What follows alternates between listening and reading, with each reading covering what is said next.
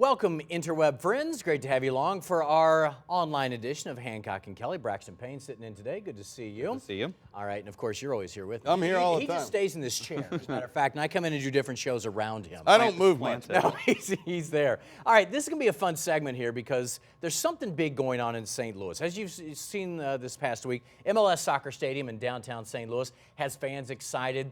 It's a game changer, though, and here's why some say this is going to be transformational for the city. I think we'll look back 5 years from now and think this is a really special time. The new stadium will be right across Market Street from Union Station, with those new practice fields in the shadows of the new St. Louis Wheel.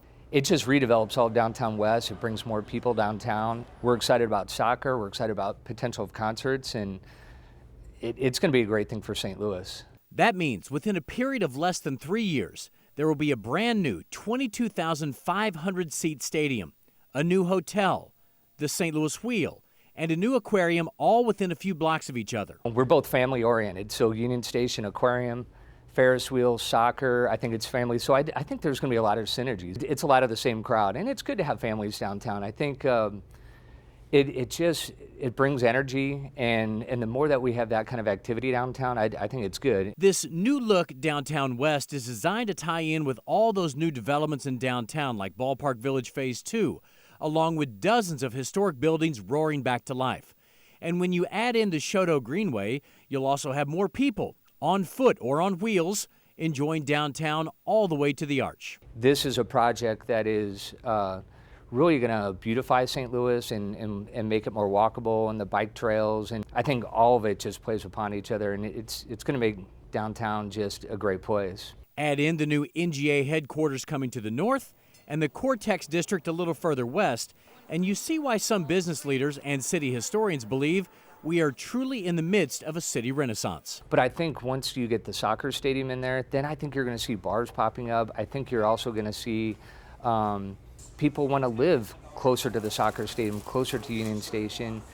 I think you'll even see businesses want to relocate in this revitalized area.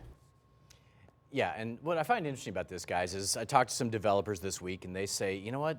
Fellow developers don't do this to lose money. Right. They're pouring tens of millions of dollars. They're seeing something that we aren't. This is a great time, it seems, here in St. Louis, all of a sudden, John. It really is, and when you see all of this construction and the economic activity, wealth follows that, and the more wealth you pump into this community, the better off it's going to be for everybody. If we could just figure out crime, St. Louis is poised for some really historic potential growth. You're beginning to actually see corporate headquarters move back to St. Louis, which we haven't seen in going on 30 years. So there's a lot to be optimistic about. Braxton, you're a downtown guy. You work downtown. You live in the city. Yeah. This has got to be exciting for somebody like you, seeing all this going on around you. It's growing around you. First off, I love soccer, so I'm excited just to have an MLS team, but the actual development, where it's at, what they're going to do, the fact that it's privately funded is going to be a big deal. Pay some property taxes. It's going to be really good for the city. I mean, I think it's a long-term vision that I think Mayor Lyda Crewson had when she entered office, and I think she's executing on a lot of that plan. I give her a lot of credit for this. I think it's more than just the development. It's civic pride. I love St. Louis. I grew up in St. Louis, and I think one of the things that the soccer team will bring is an addition to civic pride. Blues just won the Stanley Cup, but you're also having new restaurants. You're having, I mean, there's construction everywhere downtown. Driving downtown, everyone will complain about it. I love it. Give me more construction, more detours. Right. Because it means it's better for this city. It wasn't very many years ago where if you wanted to see a crane, you had to go to a hospital or a college. Or Nashville. Or Right. yeah. Exactly yeah. right. But they're everywhere Yeah. in St. Louis today. It's huge. Well, people may not have seen this. The Business Journal's been covering these two stories a lot. The biggest skyscraper in downtown St. Louis is the AT&T Tower. Right. By height, that's Met Square. There's apparently a buyer for the AT&T building. They are not saying who it is yet, and there are 13 hotels under construction. So what I did, I went and drove these whole areas just before I did that story. So I started there at Union Station, went around Campbell House, did the whole thing.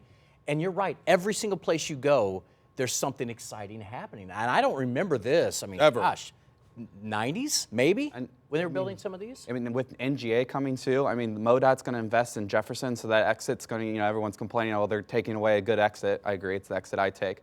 but it's going to be, you know, expanded, it's going to be better. You're going to bring so many young people that are going to be excited to live downtown, which I haven't seen, honestly, to be frank, in my lifetime. You actually have to go back to the 60s to see the kind of growth, you know, the Gateway Arch and Busch Stadium too, and this is absolutely transformational. Well, what I did, so we all know Cortex District, right? You see, I mean, all these big, I love seeing a Microsoft sign, right? I know people have their own feelings about whatever, but you see Microsoft, then you see, you know, Twitter moving down to the old Post-Dispatch building, or Square, right? That's going to be huge. I mean, just think about these things. So I went and drove the NGA area, which is just flat now.